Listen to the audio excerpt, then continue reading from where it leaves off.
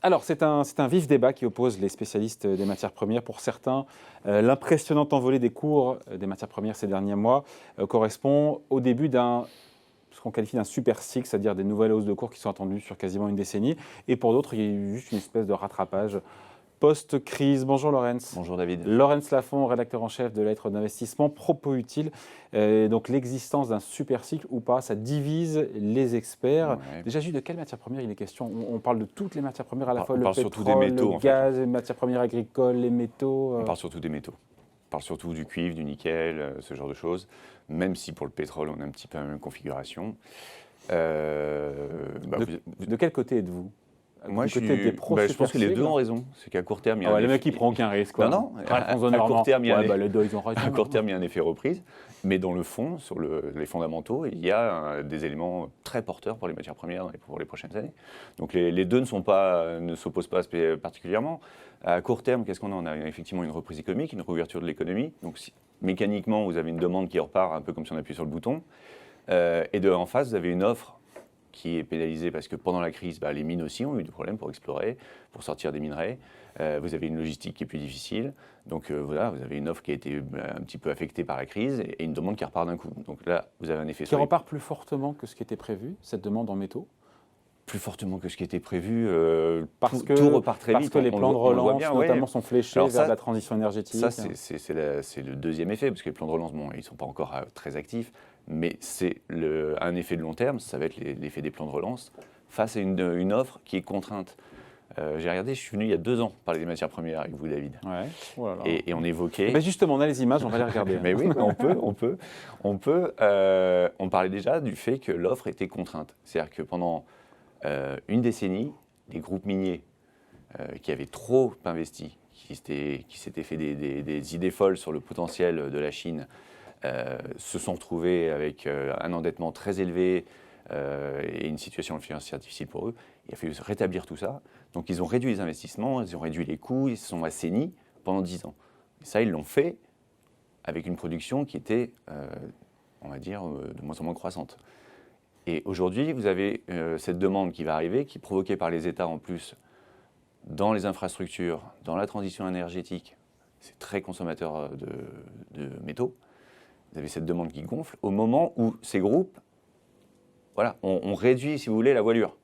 Donc pour repartir, ce n'est pas la même chose que les plans de relance où les États, effectivement, décident d'investir. C'est du long terme.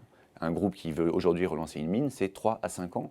Donc c'est pas aujourd'hui, on ne débloque pas. Donc ce déséquilibre entre une demande aussi rapidement que la demande. Donc ce déséquilibre entre l'offre et la demande va perdurer et plaide pour, je ne sais pas si c'est un super cycle, mais en tout cas pour une trajectoire haussière. Après, sur les marchés, on adore ce genre de... Je crois que c'est Goldman Sachs qui a remis ce terme de super cycle. Ouais, on adore ce genre de mots un peu qui frappent, qui résument le truc, le super cycle. En tout cas, on est dans un cycle haussier pour les matières premières. Vous avez la Chine, il y a quelques jours, qui vient de confirmer d'ailleurs, qu'elle allait taper dans ses stocks. Stratégiques. Là-dessus, sur ses stocks stratégiques. Là-dessus, les cours ont légèrement baissé, ou un petit peu même consolidé.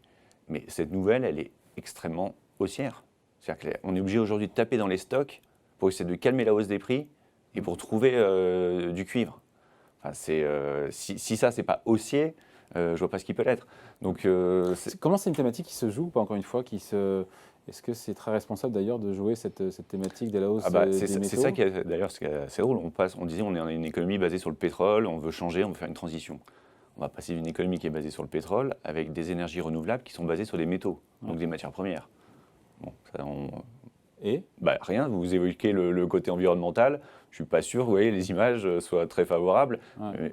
Ce n'est pas une critique, j'ai juste qu'il y a une incohérence. Pour faire de l'énergie verte, il faut d'abord... Voilà, il faut creuser, il faut faire des trous. Donc dans les éoliennes, dans les panneaux solaires, les voitures électriques, il faut des métaux et il faut des matières premières.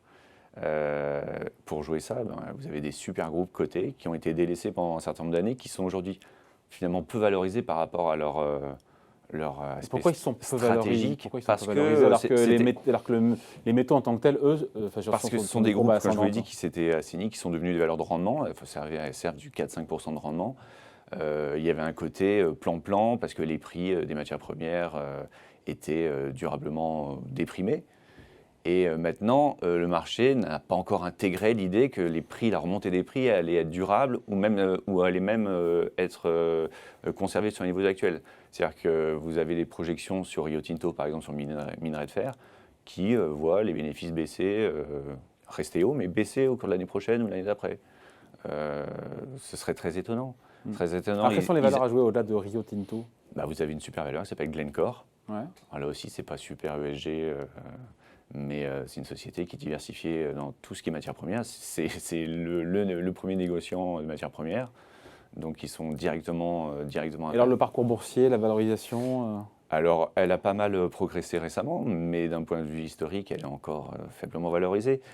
C'est assez drôle de voir que, par exemple, Tesla, qui a besoin de toutes ces matières pour ses batteries, cobalt, nickel, lithium. voilà, est valorisé plus de 10 ou 12 fois Glencore, qui est stratégique pour Tesla. Ouais. Donc on est sur des Et ratios. cette incohérence, alors on explique comment?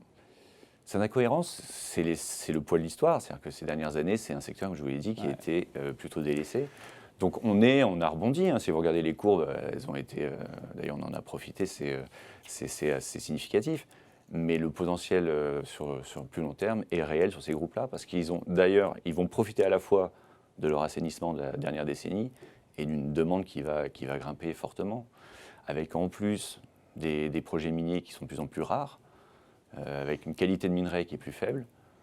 Donc la rareté, on a voulu sortir du pétrole parce que c'était rare, mais on va sur les métaux qui sont tout aussi rares à court terme. À l'autre, d'une dépendance à l'autre. Voilà. Allez, merci beaucoup. Explication et conseil signé Merci. Laurence Lafont, rédacteur en chef de la lettre d'investissement Propos. Utile. Voilà, merci Laurence, salut. À bientôt.